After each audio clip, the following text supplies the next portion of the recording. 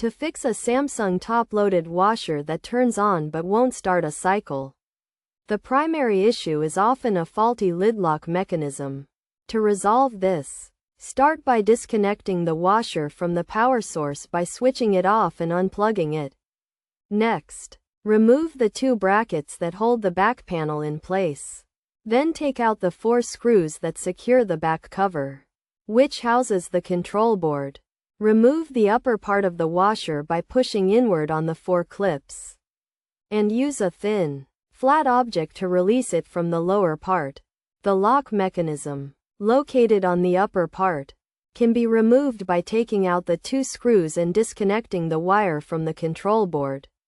To access the wire, bend the top cover of the control board housing forward and lift it.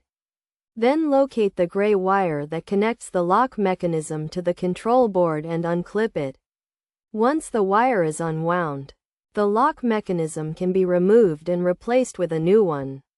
After replacing the mechanism, return the top covers to their original position. Screw the back cover back into place, and reattach the brackets. Finally, test the washer to ensure it is working properly. By following these steps, you should be able to fix a Samsung top-loaded washer that turns on but won't start a cycle.